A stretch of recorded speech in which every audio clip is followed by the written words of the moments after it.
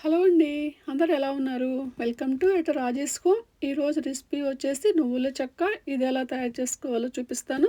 ఇక్కడ నేను ఒక బాండీ తీసేసుకొని ఒక కప్పు నువ్వులు యాడ్ చేసేసాను. ఇంక వీటిని మనం స్టవ్ మీద పెట్టేసుకొని మనం దగ్గరుండి ఫ్రై చేసుకోవాలండి. వీటిని మనం దగ్గరుండి బాగా ఫ్రై చేసుకోవాలి. కొంచెం కలర్ చేంజ్ అయ్యేంత వరకు ఫ్రై చేసుకుంటూ ఉండాలి. లేదంటే మాడిపోతే ఇక్కడ నేను ఒక కప్పు నువ్వులకి ఒక కప్పు బెల్లం మెజర్మెంట్ ఇలా తీసుకోవాలి.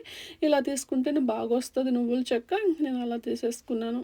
ఇంక ఇట్లా నువ్వులు దగ్గరుండి బాగా చిటపట అనేంత వరకు ఫ్రై చేసుకోవాలి. మనకి స్మెల్ తెలుస్తూ ఉంటుందన్నమాట వేగినట్టు మనకి. ఇంక అట్లా వేపేసుకున్నాను నేను. ఇంకా తర్వాత బెల్లంలోకి ఇక్కడ కొంచెమే వాటర్ తీసేసుకొని ఇలా బెల్లం కరిగిన తర్వాత ఏమైనా ఇసుక కానీ ఏదైనా ఉంటే వడపోసుకోవచ్చు. లేదంటే మనకు నీట్‌గానే ఉంటే వడపోసుకోవాల్సిన అవసరం లేదనమాట. ఈ బెల్లం నీట్‌గానే ఉంది. అందుకని నేను వడపోసుకోలేదు. ఇంకా ఇలా మనం పాకం చెక్ చేసుకోవడానికి ఇక్కడ మనకు ఒక బౌల్‌లో వాటర్ తీసుకొని పెట్టేసుకోవాలి. ఇక్కడ మనం పాకం చెక్ చేసుకుంటా ఉండాలనమాట. వచ్చిందా రాలేదా అని చెప్పేసి. ఇంక ఇక్కడ ఇట్లా చెక్ చేసుకుంటా ఉండాను నేను. ఇది తీగ పాకం కాదండి. కొంచెం ముదురు పాకం రావాలి. ముదురు పాకం వచ్చేంత వరకు ఇక్కడ మనం నువ్వులు చెక్క కోసము ఇలా మనం చూసుకుంటా ఉండాలనమాట బెల్లాన్ని. మనకి నువ్వులేందంటే చాలా మంచిది హెల్త్‌కి. మంచి ఫుల్ ఆఫ్ కాల్షియం ఉంటది. మనకు పాల కన్నా ఎక్కువ నువ్వుల్లోనే మంచి కాల్షియం ఉంటదనమాట. రోజు ఒక నువ్వులు ఉండ గాని, ఒక నువ్వుల చెక్క గాని తీసుకున్నామంటే మనకి కాల్షియం వచ్చేస్తది. ఇంక మనకి హ్మ్, అలా తీసేసుకోవచ్చు. మనం ఇలా చేసి పెట్టేసుకున్నామంటే ఇంకా మనం ఇంట్లో కిడ్స్‌కున్నా ఇవ్వచ్చు. మనము తీసేసుకోవచ్చు. ఇంకా అలా చేసుకోవచ్చనమాట. ఇలా చాలా ఈజీగా చేసేసుకోవచ్చు. ఇక్కడ నేను చూపిస్తున్నా గదా! ఇంక అలా చేసుకున్నాను. ఒక కప్పు తీసేసుకున్నా మనం 1 వీక్, 10 డేస్ అలా వచ్చేస్తది. ఇంకా అలా చేసి పెట్టేసుకోవచ్చు మనం ఇంట్లోనే. ఇంక ఇలా నేను పాకం చెక్ చేసుకుంటా ఉన్నాననమాట. మన స్టవ్ మీడియం హీట్‌లో పెట్టేసుకొని ఇంక ఇలా మనం చెక్ చేసుకుంటూ ఉండాలి. రాలేదండి. నేను 2 టైమ్స్ చెక్ చేశాను రాలేదు. ఇంకా ఇలా ఇక్కడ చూసారు కదా! ఇక్కడ కొంచెం కలర్ చేంజ్ అయింది. అయినా గూడా ఇంకా ఇక్కడ గూడా కొంచెం రాలేదనమాట. నేను మీకు చూపిస్తాను. మనం అలా చూసినప్పుడు ఇక్కడ కొంచెం చేంజ్ అయింది గదా! ఇక్కడ కొంచెం అంటుకోవట్లేదనమాట బౌల్‌కి. ఇంక ఈజీగా వచ్చేస్తే కానీ ఇక్కడ గూడా ఏందంటే మనకి ఇలా తుంచినప్పుడు సాగుతా ఉందనమాట. అలా సాగకుండా ఉండాలి. ఎప్పుడైతే మనం తుంచుతామో అప్పుడు టంగునని ఇరిగిపోవాలనమాట. మనకి అలా బౌల్‌కి అలా కొట్టినప్పుడు టంగ్ అని మోగుతది. అప్పుడు మనకి పాకం వచ్చినట్టనమాట. ఇక్కడ కొంచెం చేంజ్ అయింది.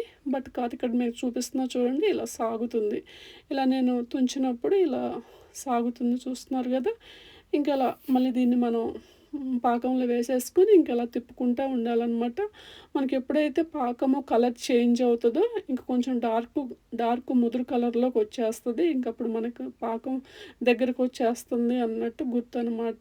ఇక్కడ కొంచెం వచ్చేసింది చూసారు గదా! కొంచెం మనం పాకం వేసినప్పుడు గూడా బాగా థిక్‌గా వచ్చేసింది.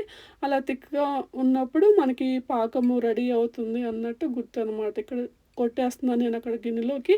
కొడుతుంటే అక్కడ టంగ్ అని మోగుతుందనమాట కొంచెము. కాతే ఇక్కడ గూడా కొంచెం సాగుతుంది. ఇంకా రాలేదు.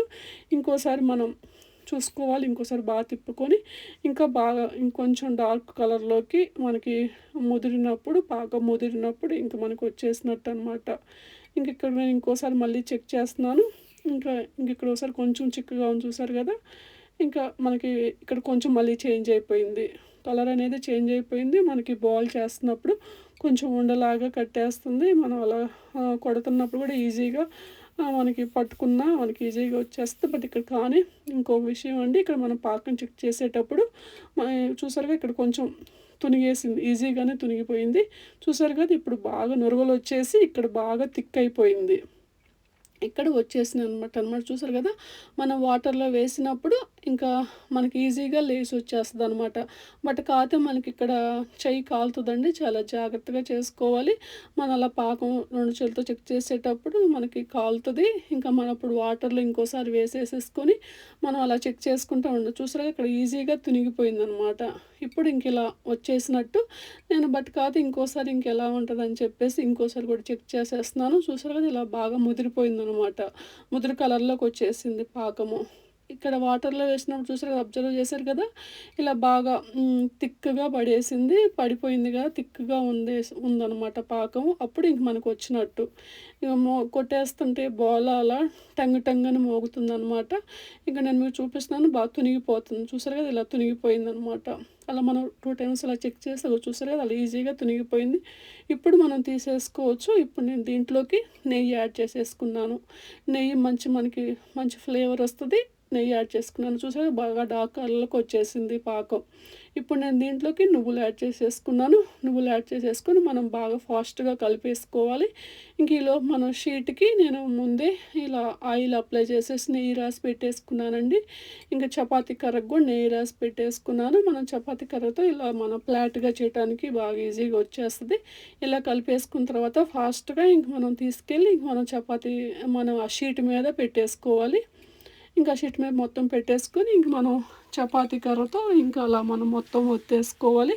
లేదంటే మనం బాల్స్ లాగైనా చేసేసుకోవచ్చు. బాల్స్ ఏందంటే మనకి ఇలా మన హీట్‌గా ఉన్నప్పుడే మనం ఇలా చాకుతో ఘాటులా పెట్టేసుకున్నామంటే మనం తర్వాత తీసుకునేటప్పుడు ఈజీగా వచ్చేస్తదనమాట షేపులు. ఇంకా పీసెస్ బాగొచ్చేస్తది.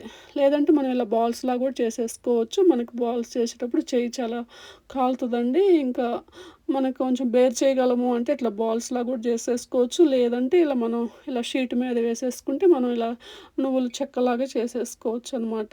ఇంకిలా నేను కాసేపు ఆరిపోయిన తర్వాత ఇలాగొచ్చినాయనమాట. చూసారు కదా! ఇలా ఈజీగా తునిగిపోతుంది. చాలా పల్చగా చాలా బాగొచ్చిందనమాట నువ్వుల చెక్క అయితే. ఈ వేలో చేసుకోండి. మీకు కూడా నచ్చినట్టయితే ఇలా చేసి పెట్టుకున్నామంటే మనం ఇంట్లోనే రోజుకో పీస్ తిన్నామంటే మంచి కాల్షియం కూడా వచ్చేస్తది. ఇలా రెడీ అయిపోయిందనమాట నువ్వుల చెక్క. నచ్చిందా మీకు నా వీడియో? నచ్చితే లైక్ చేయండి, సబ్స్క్రైబ్ చేసుకోండి. Thanks for watching.